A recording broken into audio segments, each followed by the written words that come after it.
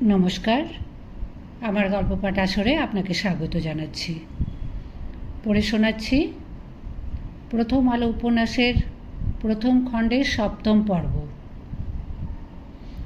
ঘুমের মধ্যে ভরতের হঠাৎ শ্বাসরোধ হয়ে গেল। ছটফটিয়ে জেগে উঠতেই অন্ধকারের মধ্যে সে অস্পষ্টভাবে দেখল একটা দৈত্য ঝুঁকে আছে তার মুখের কাছে। তার বিশাল থাবায় চেপে ধরেছে তার নাক মুখ। তাহলে ভরত, তুই মরলি, এই তো শেষ। আতঙ্ক ও যন্ত্রণার মধ্যে এই কথাই মনে এলো তার। তার দৃঢ় বিশ্বাস হলো মাস্টারবাবুর কথা শুনে ইদানিং মা কালীর অস্তিত্ব সম্বন্ধে তার মনে যে সন্দেহ জন্মেছিল সেই পাপেই তাকে মরতে হচ্ছে। স্বয়ং মা কালী যমদূত পাঠিয়েছেন। একটি ঘ্যাড় ঘ্যাড়ে কণ্ঠ বলল, চুপ করে থাক ছোঁড়া, একটু টুঁ শব্দ করলেই অক্কা পাবি। ভরতের ততক্ষণে অজ্ঞান হয়ে যাবার মতন অবস্থা, চেঁচাবার শক্তিই নেই। যমদূত একটা গামছা দিয়ে শক্ত করে বাঁধল তার মুখ, তারপর চুল ধরে একটা হ্যাঁচকা টান দিয়ে বলল, চল। ঘরের বাইরে ওই যমদূতের মতন চেহারার আর একজন লোক দাঁড়িয়ে আছে।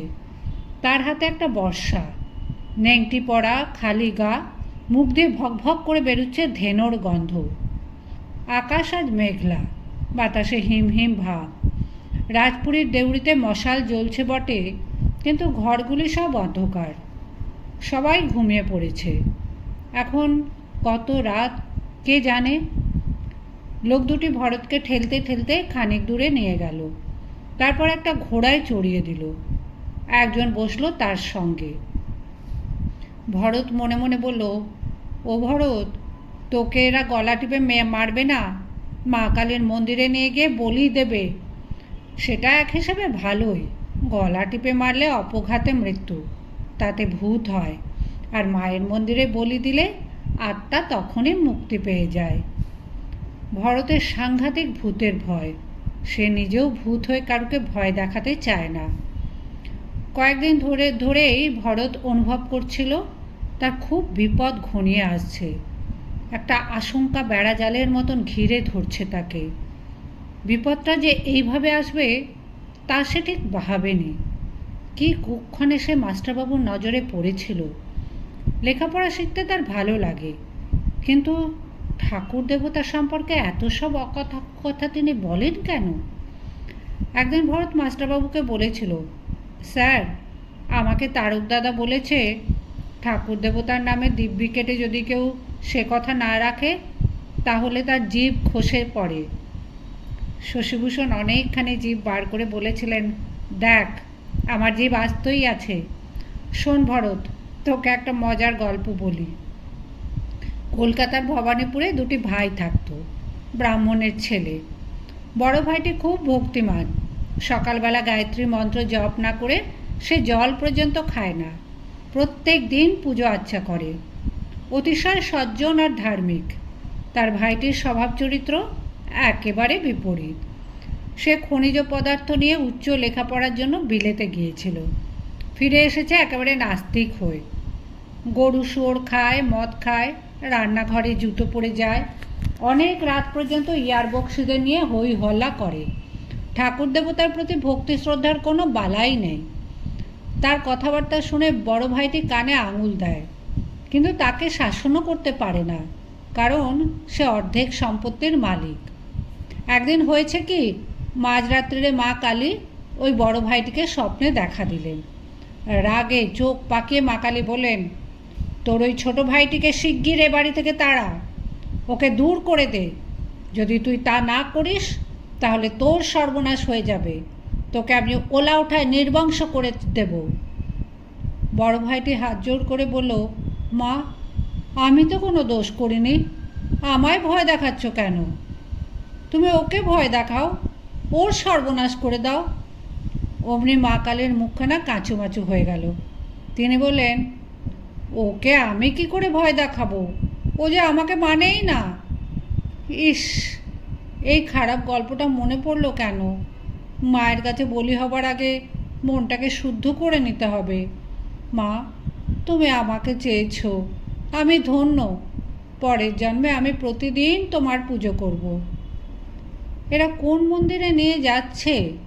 পাশাপাশি দুটি ঘোড়া ছুটছে তো ছুটছেই।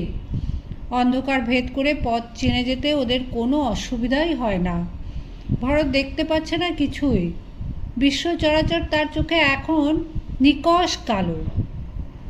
খুব লাগবে, অবশ্য কয়েক মুহূর্তের তো ব্যাপার। মালু করাতি এক কোপে মোষ বলি দেয়। একদিন পরপর 3টি মোষের গলা কাটার পর রক্তাক্ত খাঁড়া তুলে গাঁজা খাওয়া লাল চোখ ঘুরিয়ে ঘুরিয়ে বলেছিল, কেউ হাতি মানত করে না, আমি এক কোপে হাতিও।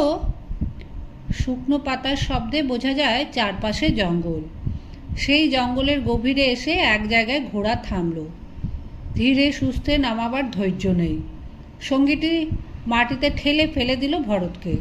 তারপর নিজে নেমে ভরতের বুকের উপর চেপে রাখলো একটা পা। অন্যজন ঘোড়া দুটো বেঁধে বিড়ি ধরালো। বিড়ি টানতে টানতে কি যেন গল্প জুড়ে দিল দুজনে।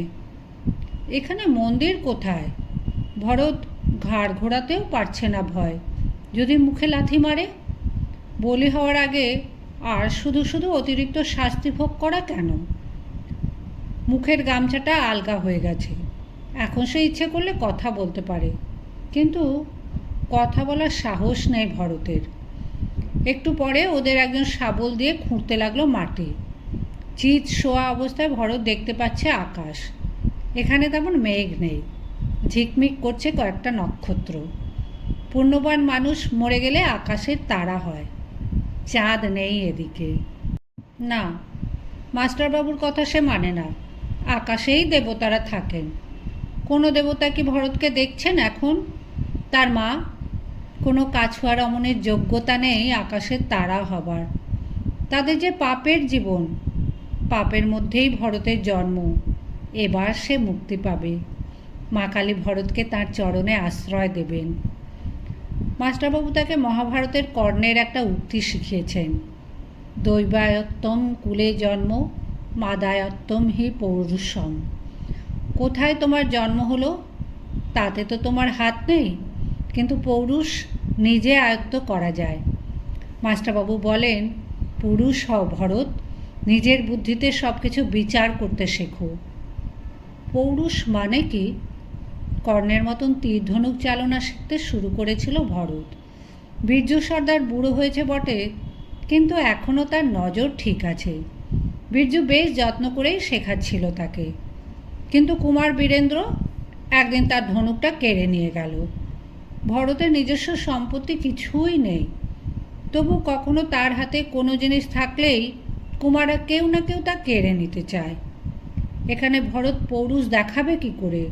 প্রত্যেক কুমারেরই নিজস্ব দলবল আছে, ভরতের কেউ নেই, সে একা। একজন লোক মাটি খুঁড়েই চলেছে। অন্যজন তাকে তাড়া দিয়ে বলল, কিরে, রাত ভোর করে দিবি নাকি? কতটা হলো দেখি। ভরতের বুকের উপর থেকে পা সরিয়ে নিয়ে সে গর্তটা দেখতে গেল। ভরত কোনো কিছু চিন্তা না করেই তড়াক করে উঠে দাঁড়ালো। তারপর সোজা দৌড় দিল একটা বুনো শুয়োরের মতন। তাকে ছুটে ওরা ধরতে পারবে না। সঙ্গে সঙ্গে একজন যমদূত তার দিকে ছুঁড়ল বর্ষা। নিখুঁত তার টিপ। সেই বর্ষা গেঁথে গেল তার বাম উড়ুর পিছন দিকে। হুমড়ি খেয়ে পড়ে গেল সে। লোকটি কাছে হেসে হাসল। নিজের কৃতিত্বে সে মুগ্ধ।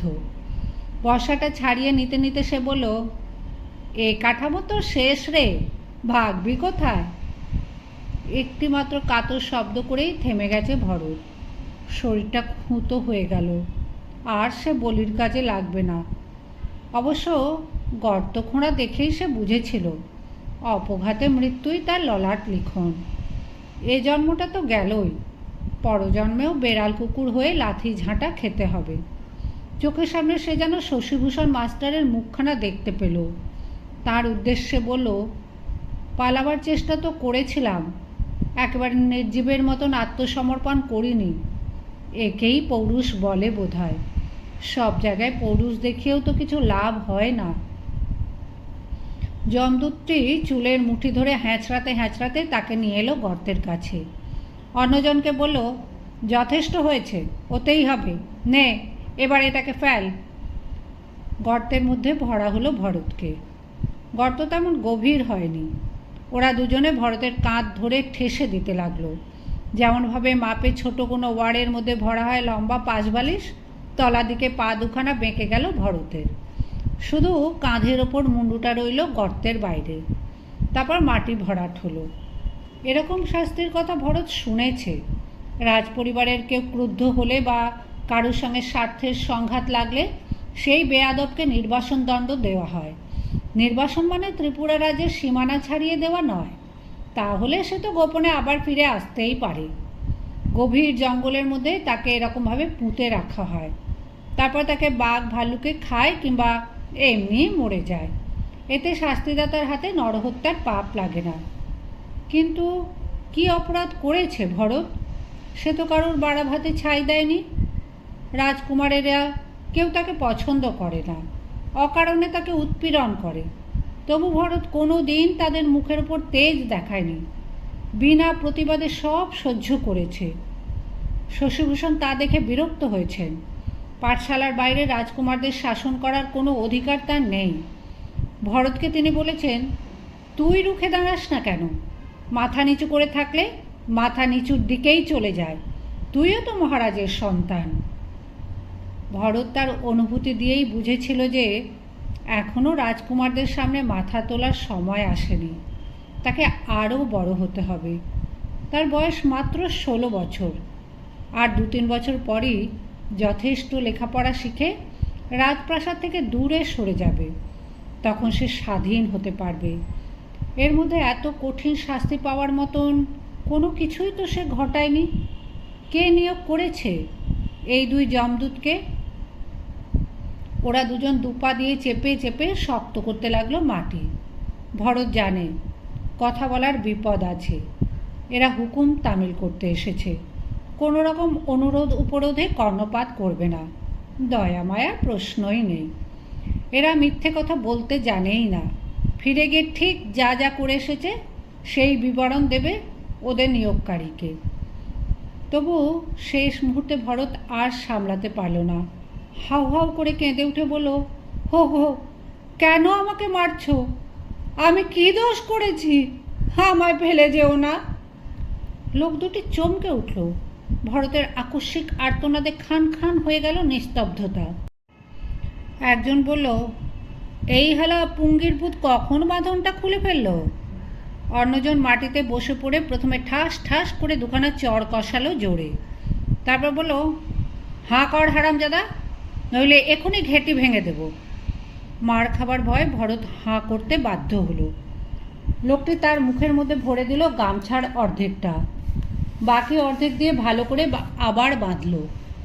ভরতের আর কোনো শব্দ বার করার উপায় রইল না। এরপরেও সেই লোকটি একটি খুর বার করে চাঁচতে লাগলো ভরতের মাথা। তার মাথা ভর্তি চুল ঘাড় পর্যন্ত নামা। এই রকম সময়ে লোকটি কেন তার চুল কাটতে শুরু করলো তা বুঝতে পারল না ভরত। কাজ শেষ করে উঠে দাঁড়াতে দাঁড়াতে লোকটি বলল, কুত্তারাওয়ালা, তুই লাইছাবির সাথে আসনাই করতে গিয়েছিলি? তোর মরণ কে ঠেকাবে? আর কোনো বাক্য ব্যয় না করে তারা ঘোড়া ছুটিয়ে চলে গেল। ঘোড়ার পায়ের শব্দ মিলে যাওয়ার পর চতুর্দিক যেন আরও বেশি নিঃশব্দ মনে হলো। অন্ধকার একেবারে নিশ্চল নয়, মাঝে মাঝে পর্দার মতন যেন দোলে। কাছাকাছি কোনো বড় গাছ নেই। আততায়ীরা জঙ্গলের মধ্যে একটা ফাঁকা জায়গা বেছে নিয়েছে, যাতে হিংস্র কোনো জানোয়ার এসে পড়লে সহজেই দেখতে পায় ভরতের মুন্ডুটা। কতক্ষণ লাগবে মরতে? বাঘ ভাল্লুক এসে যদি খেয়ে নেয় তাহলে তো চুকেই গেল। এই বনে নিশ্চিত বাঘ আছে। নীলধ্বজ নামে মহারাজের এক ভাই অনেক বাঘ শিকার করেছেন। রাজপ্রাসাদের বৈঠকখানা ঘরে ঝোলে কয়েকটা বাঘের চামড়া। এই তো সেদিন বিজয়া দশমীর ভোজে উপজাতীয়রা মহারাজকে উপহার দিয়েছে 2টো বাঘের বাচ্চা। কিন্তু এই জঙ্গলে বাঘের হাঁক ডাক শোনা যাচ্ছে না তো এখনও। কোনো জন্তু জানোয়ারেরও আওয়াজ নেই। যদি বাঘে না খায় তাহলেও তো মরতেই হবে। শশীভূষণ মাস্টার ভরতকে যীশু খ্রিস্টের জীবন কাহিনী শুনিয়েছেন। একটা ক্রুশে হাত পা বেঁধিয়ে যীশুখ্রিস্টকে ঝুলিয়ে রাখা হয়েছিল। সকালে ঝোলানো হলো, বিকেলেই তিনি প্রাণ ত্যাগ করলেন। মাটিতে পুঁতে রাখলে কত সময় লাগতে পারে? বুক পর্যন্ত শরীরটা অদৃশ্য হয়ে গেছে। মাথাটা কোনো ক্রমে নাড়তে পারে ভরত। ঘাড় ঘুরিয়ে সে দেখতে লাগলো বাঁ দিকের অন্ধকার, ডান দিকের অন্ধকার, সামনের অন্ধকার। সব অন্ধকারেরই রূপ এক, শুধু মাথার উপরে দেখা যায় কয়েকটি তারা। যত উপায়ে মানুষের কণ্ঠ রুদ্ধ করা হোক, মানুষের মন কিছুতেই নির্বাক হয় না। প্রতিটি জাগ্রত মুহূর্তেই মানুষের মন কিছু না কিছু বলে। আকাশের দিকে তাকিয়ে ভরতের মন বলতে লাগলো, twinkle twinkle little star, how I wonder what you are, up above the world so high, like a diamond in the sky. What you are না হু ইউ আর? ডায়মন্ড বানান DIEMOND নাকি DIA? ভাবতে ভাবতেই সে নিজেকে বলল, এ কি, আমি মুখস্থ আর বানান নিয়ে এখন ভাবছি কেন? আমি তো মরে যাচ্ছি। মুখস্থ ভুল হলেই বা কী আসে যায়? মাস্টারমশাই তো আর পড়া ধরবেন না, তিনি জানতেও পারবেন না ভরত কোথায় হারিয়ে গেছে। লাই ছাবির সঙ্গে আস নাই। ঘোষমশাইয়ের পরিচারক তারক দাদাও একদিন তাকে বলেছিল, ওরে বাবু, লাই ছাবির সঙ্গে নটঘট করতে যাস না, ওরা পুরুষ মানুষের মাথা আস্ত চিবিয়ে খায়। মণিপুরি কুমারী মেয়েদের বলে লাই ছাবি, যেমন ওই মনোমোহিনী। তার সঙ্গে তো ভরত কিছু করেনি, এমনকি তার সঙ্গে ভাব করতেও চায়নি। এত লোক আছে রাজবাড়িতে, গন্ডায় গন্ডায় রাজকুমারেরা ঘুরে বেড়ায়, তবু তাদের ছেড়ে মনোমোহিনী শুধু ভরতকেই জ্বালাতন করে সুখ পায়। ভরতের চালচুলো নেই, পারিবারিক সম্পর্কের কোনো জোর নেই, সে যে কোনো উত্তর দিতে পারে না। বাগানে কিংবা কমল দিঘির ধারে নিরালায় কখনো ভরতকে দেখলেই সে ধরে। ভরত পালিয়ে যায়, তবু নিষ্কৃতি নেই। সে ভরতের ঘরে জানলায় গিয়ে দাঁড়ায়। ওহ, কি সাংঘাতিক মেয়ে, কোনো কথাই তার মুখে আটকায় না। এই বয়সে সে কত কিছু শিখেছে, ভরতও জানে না সেসব। মনোমোহিনীর রঙ্গরস শুনে লজ্জায় কর্ণমূল আরক্ত হয়ে যায় ভরতের। কিন্তু মনোমোহিনীকে সে কিভাবে নিরস্ত করবে?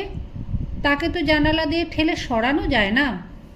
তবে মনোমোহিনীকে সে কিছুতেই তার ঘরে ঢুকতে দেয়নি, সব সময় দরজা আগল দিয়ে রাখে।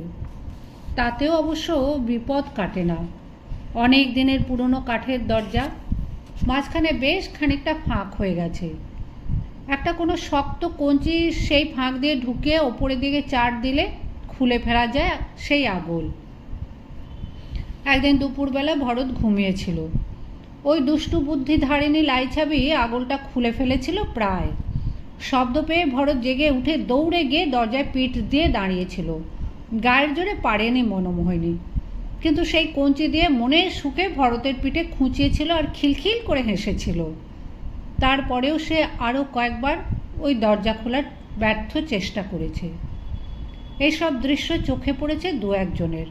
ভরত জানে, তার দিক থেকে কোনো উৎসাহ না দেখালেও এই সম্পর্ক বিপজ্জনক।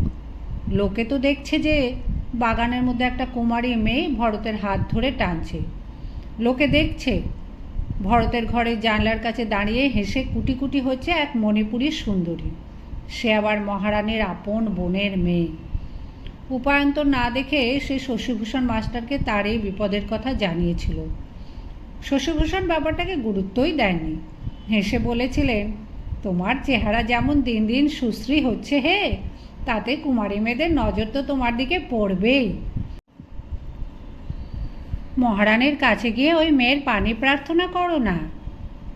মাত্র গতকালই এই সমস্যার একটা সুষ্ঠু সমাধান হয়েছিল। যথারীতি দুপুরবেলা জানলার কাছে এসে দাঁড়িয়েছিল ওই মেয়ে। হলুদ লাল মিশ্রিত রঙের একটা পাছাড়া পরা, বক্ষবন্ধনীটি টকটকে রক্তবর্ণ, মাথার চুলে কাঞ্চন ফুল গোঁজা, গলাতে গাঁদা ফুলের মালা। জানলার গড়াদে বুক চেপে হাত দুটি ভেতরে ঢুকিয়ে সে বলেছিল, আয় না রে জড় ভরত, একটিবার কাছে আয়। তোর নাক টিপে দুধ বার করি? তুই দুধু খেতে ভালোবাসিস, তোকে দুধু খাওয়াবো। এই সময় মহারাজ বীরচন্দ্র হনহন করে আসছিলেন সচিব মশাইয়ের কাছে। তার এরকমই স্বভাব। তিনি আজ্ঞাবহ কর্মচারীদের সব সময় ডেকে না পাঠিয়ে নিজেই তাদের কারুর কারুর কাছে উপস্থিত হন। হঠাৎ কোনো কথা মনে পড়লে তাঁর আর তর্স হয় না। কোনো কারণে বাগান বাড়ির দিক থেকে তিনি আসছিলেন পেছনের পথ ধরে। মনোমোহিনীকে দেখে তিনি থমকে দাঁড়ালেন। মনোমোহিনী মহারাজের উপস্থিতি টের পায়নি। ভরতের সঙ্গে তার চোখাচোখি হলো। মনোমোহিনী তখনও কথা বলে যাচ্ছে।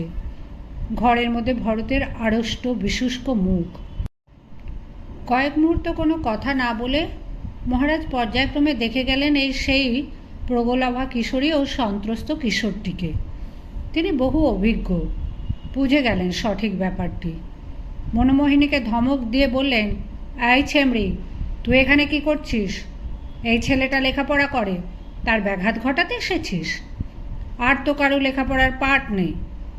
তারপর তর্জনী তুলে গরম চোখে বললেন, যা, ভেতরে যা, আর কখনো এখানে আসবি না, কোনো দিন যেন আর না শুনি।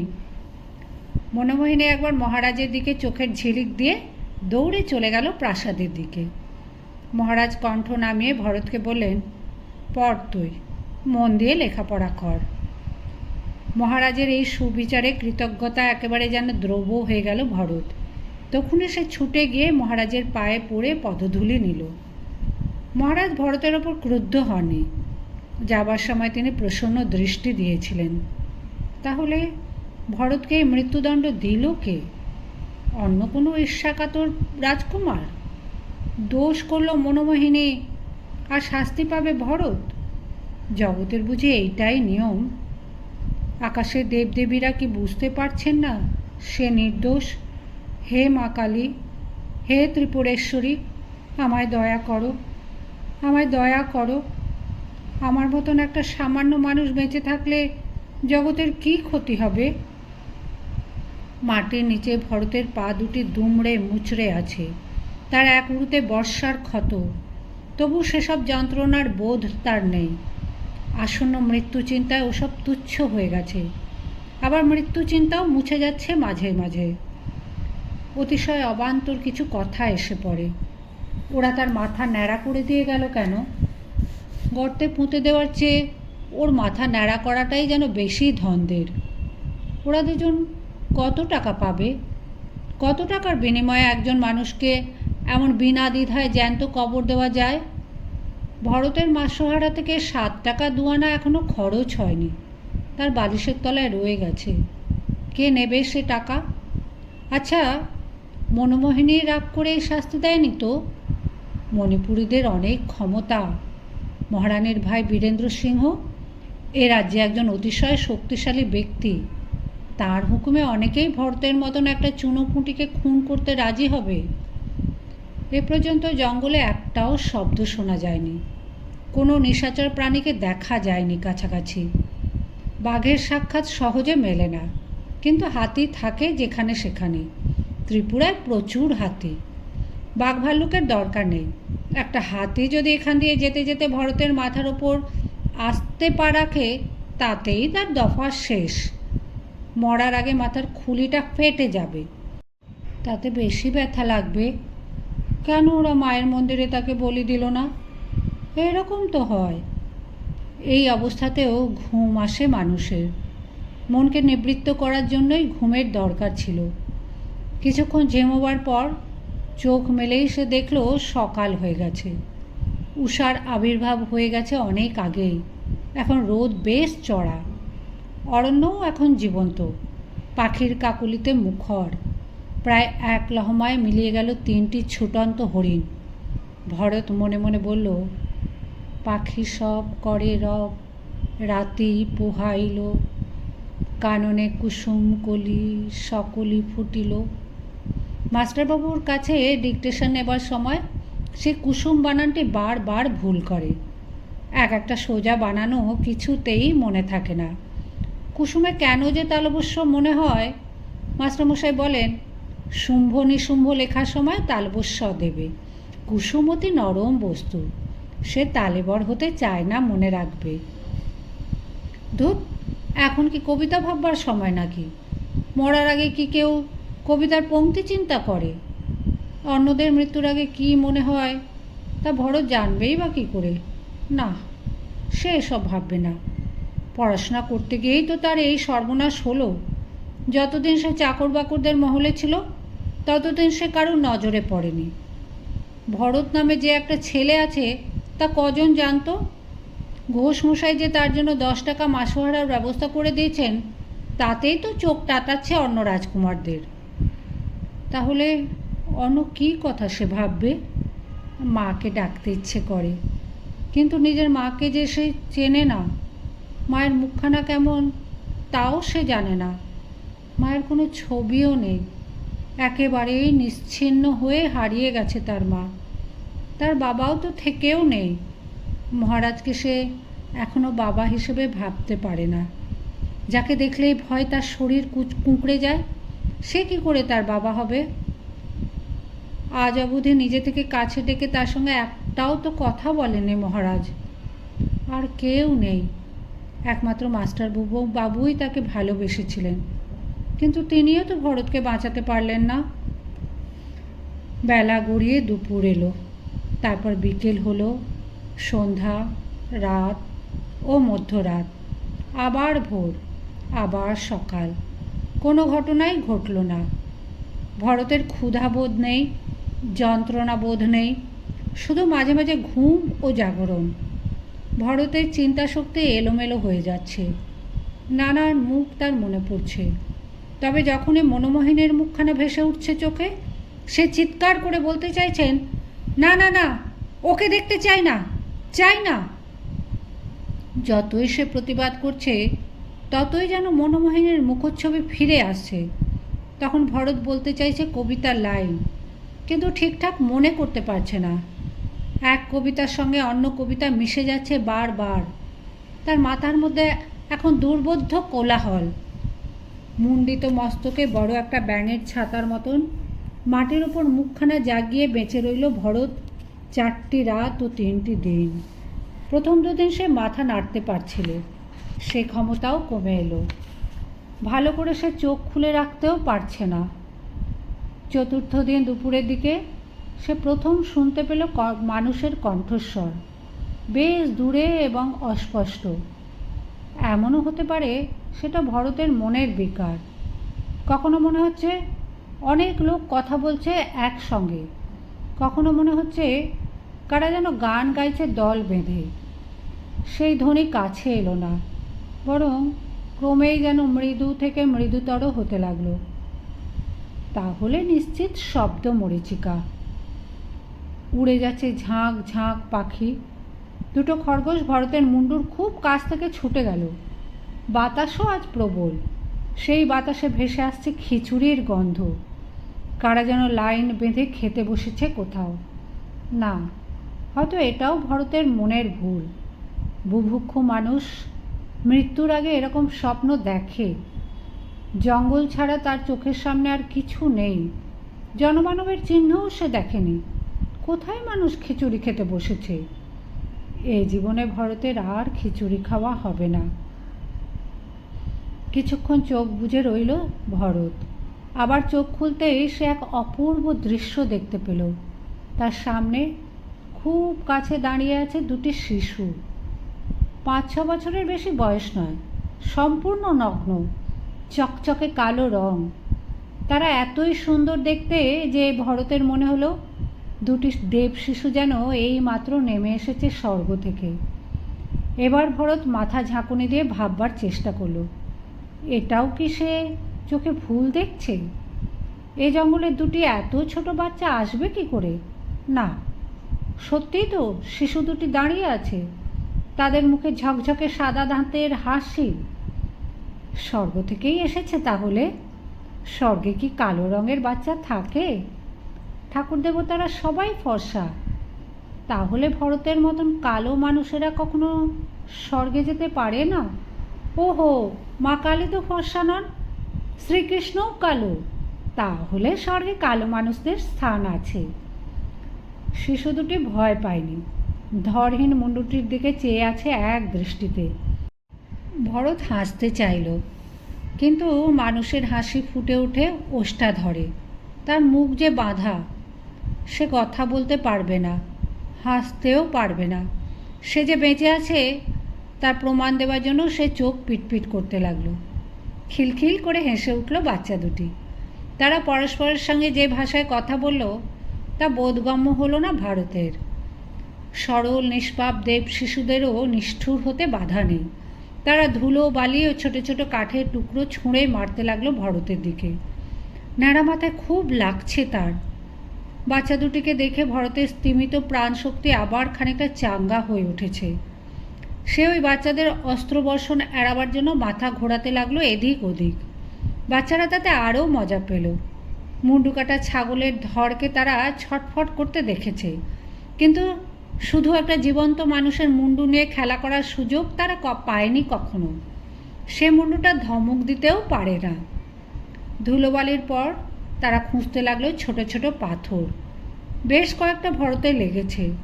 সে ভাবল, এবার যদি ওরা দুজনে ধরাধরি করে একটা বড় পাথর তোলে। বাচ্চাদের কোনো মজাই বেশিক্ষণ স্থায়ী হয় না। হঠাৎ খেলা থামে, তারা ছুট দিল জঙ্গলের দিকে। দারুণ নিরাশ হয়ে গেল ভরত। সে আকুলভাবে চেঁচাতে চাইল, ওরে যাসনি, দাঁড়া দাঁড়া। হোক শিশু, তবু তো মানুষের সঙ্গ। অত বাচ্চা দুটি জঙ্গলে এসেছে, কাছাকাছি নিশ্চয়ই বড়রাও আছে। একসময় ওদের খুঁজতে বড়রাও আসতো। মারছিল মারুক, আরও মারুক, চলে যাবে কেন? ওদের থামাতে পারল না ভরত। মুখ বাঁধা বলে সে হাসতেও পারে না, কিন্তু কাঁদতে পারে। শেষ ভরসাও মিলে গেল দেখে ঝরঝর করে জল পড়তে লাগলো তার চোখ দিয়ে। ঝাপসা হয়ে গেল এ জগৎ।